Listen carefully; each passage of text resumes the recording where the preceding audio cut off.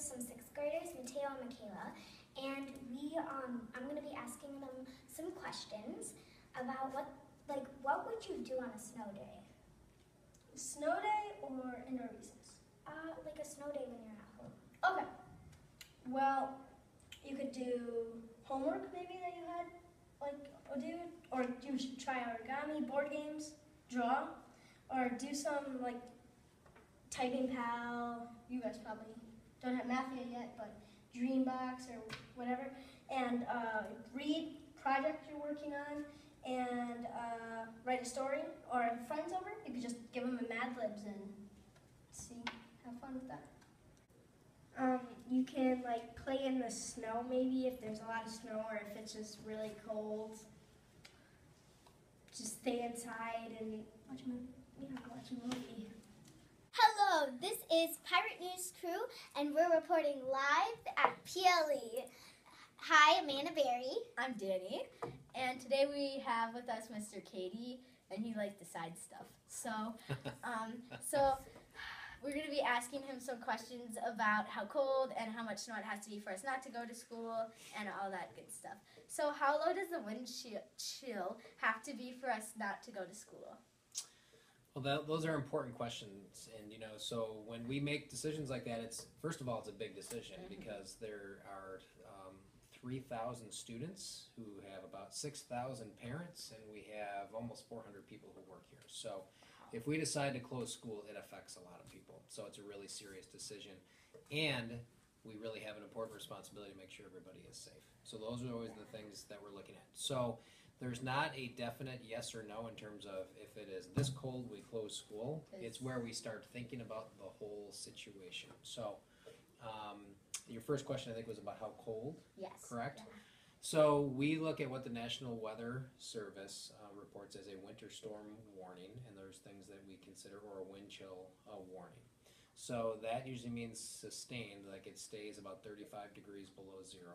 And the wind chill is when we really talk about closing just for cold. And so how that looks is all superintendents in the area, we get on the phone at like 4 o'clock in the morning and we talk about what do we want to do. So, but cold, it's usually about 35 below. The next question is, how much snow does there have to be for us not to go to school? Similar thing, right? So a winter storm warning would say, I believe it's 8 inches. Let me look at my notes here. It's 6 inches of snow in 12 hours or 8 inches of snow in 24 hours would be, so it's kind of how fast it comes. So like we had quite a bit of snow a week or two ago, but it happened like over 2 days. So then the snow plows can stay out and stay in front of it. But if it comes kind of fast, where we're not going to be able to have safe roads and get to school, that's part of it to decide too. So when they say it's a winter storm warning, that's when we really start thinking about it. And so we kind of look at that 6 inches in 12 hours or 8 inches in 24 hours. How do you make the decisions for students to stay home? So I talked about that phone call. So if we think we're going to have real bad weather, superintendents from all the districts in the area, we plan a phone call for 4 o'clock in the morning because we have to make the decision before 5 o'clock in the morning. So you guys all know, right? So parents know, because you might have parents that go to work and they might now have to stay home or arrange for a babysitter or something of that nature, and we need to let our employees know so they don't start coming in. So what we do is we look at all the information. I get regular updates from the National Weather Service. We might talk to the local police. We might talk to the City Works Department about plowing roads. We might talk to our bus company. What are they seeing out there? How slippery is it? And then we'll kind of think, when's this supposed to start and end, right? Is it going to stop in time for it to be safe? Is it going to not last very long? All those things go into it, and then we try to be kind of on the same page. So you probably wouldn't see Pewaukee close and like Elmbrook and Heartland and Kettle Moraine stay open, or Waukesha. All make the decision together. Right. So we can make the decision by ourselves for our school district, but we try to be kind of on the same page in terms of what we're doing. So that's how we go about making that decision. Well, thank you for your time. Thank you guys. Appreciate it. It's Danny from the Pirate News Crew, and I have with me Allie Thomas. So what would you do on a snow day? Well, on a snow day, me and my family, we usually do a bunch of board games and play with my dog. Hello, this is Anna, and we are going to do another news crew. So I'm interviewing Hudson George right now. What do you do on a snow day? Sometimes I like read books because I love to read and play my video games.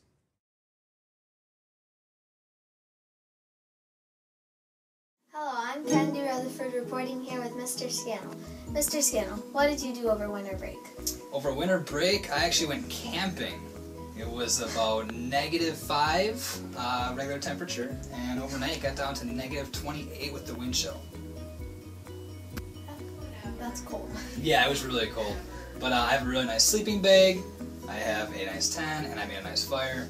And really, it wasn't too bad. Well, thank you, Mr. Scannell. You're welcome. Hello, I'm Luca Peluso, and I'm here with Senora Migash.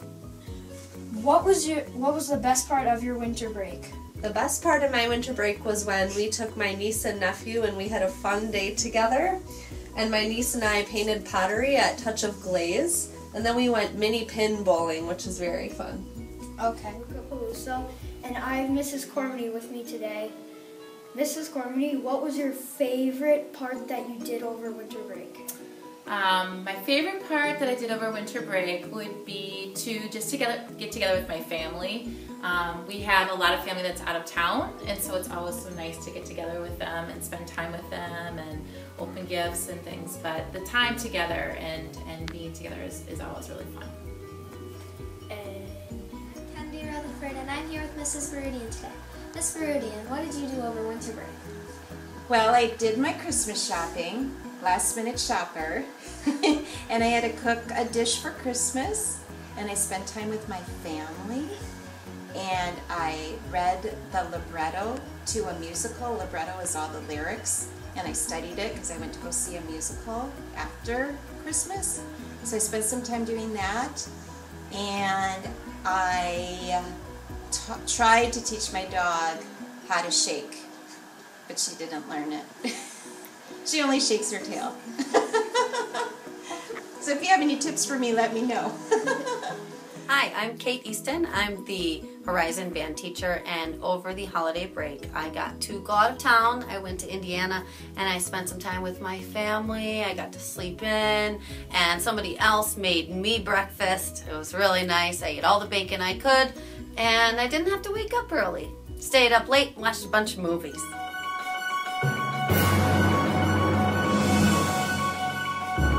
Hi, I'm Madison Joseph from News Crew, and I am here with lunch ladies Jessica and Stacy. So my first question for you is, why did the fire alarm go off? Because our freezer was being fixed, and he sprayed something in it, and instead of it going through the tube, it went and made a big poof of smoke and set off the fire alarms. What do you do to make the food better? Season it, and we get fresh stuff for the salad bar and whatnot, so it makes it yummy for you guys. And when is your lunch period? When is your lunch period? After work. Yep. So like after 1 o'clock. That's kind of late. And I leave hungry. And who comes up with the lunch menus? Our boss, Chrissy, at the high school. Thank you. You're welcome. Hi, I'm Carly Rumore from Parrot News Crew, and I'm here with Renee. So, first question, how do you prepare the food? Some of the food gets prepared at the high school and they bring it here, and then we just keep it warm and serve it. But there are some things like chicken nuggets, vegetables, corn dogs. Simply just put them on a tray, put them in the oven, and bake them. Okay, second question, what do you do with the extra? Good question. We're kind of in a transition right now. Before we used to just toss the food that wasn't used, or save it for another day and under safekeeping, being refrigerated. But now, since we're in our transition, we are now composting all the food, which means we're throwing everything in a bin, and then it will be saved and transported away to compost company. Great, thank you. You're welcome. Oh, that's it. And I'm here with Diane. So, first question, what safety precautions do you have? in the lunchroom. I have to make sure that all the cords are tucked in so that nobody's tripping over, that everything is at the right temperature for the milk cooler and everything. And I do check for inventory of that and the temperature of the milk every day. Okay. Last question. How many lunch ladies do you have every week, and what are their snacks menus? Oh, that's a good question. There's 2 of us on. One of them is in the kitchen and helps do the dishes as well as haul the food from the high school to the school. And my responsibility is stocking the snack carts, inventorying and taking temperature of the milk, and making sure that the snack carts are always filled, and cleaning up the tables after lunches. And I guess that's a pretty synopsis of the whole thing. All right, thank you. You're very welcome.